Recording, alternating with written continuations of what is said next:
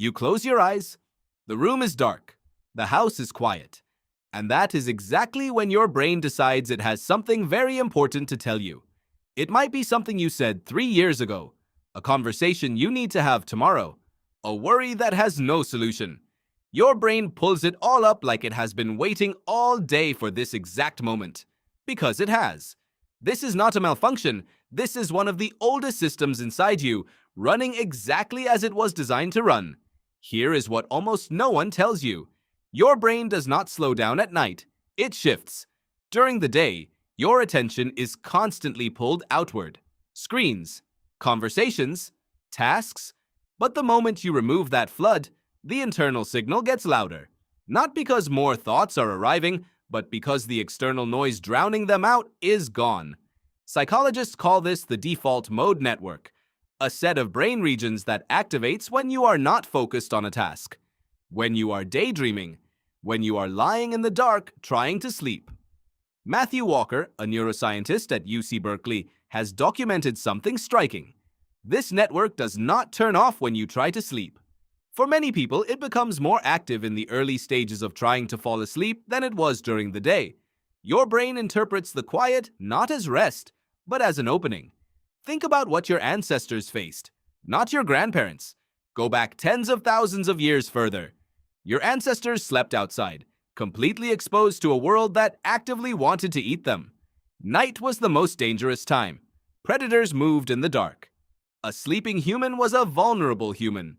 So the brain evolved to stay partially alert. It evolved to use the quiet hours to process threats and flag unresolved problems before morning. The brain that worried at night was the brain that survived. You are not broken. You are the direct descendant of the worriers. The thoughts that surface at night are not random.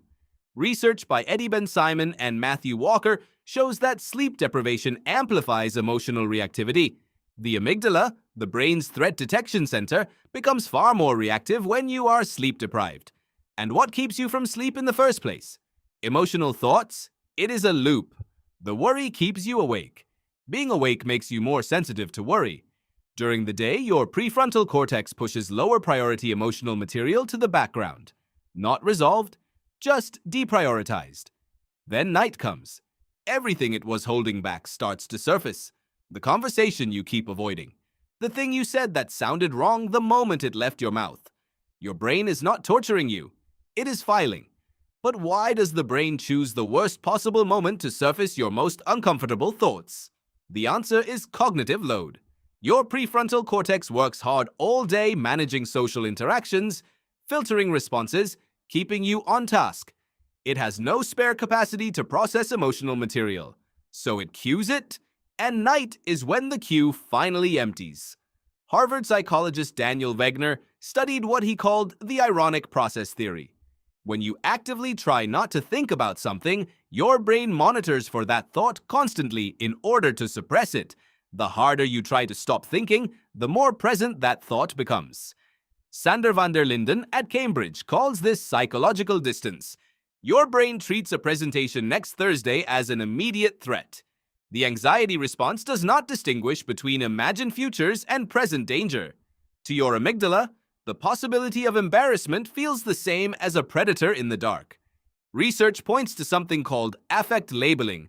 When you name what you are feeling with specific language, not just "I am anxious," but "I am afraid I will fail and people will think less of me," something measurable happens. The amygdala's response decreases. The loop starts to slow.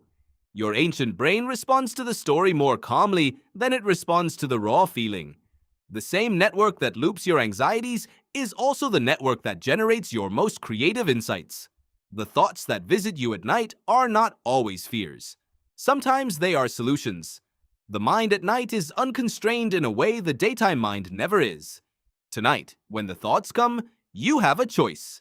You can fight them, which will make them louder, or you can let them be heard. Write a single sentence about what is on your mind. Name what you are feeling precisely. Tell your brain, in language, that the threat has been registered.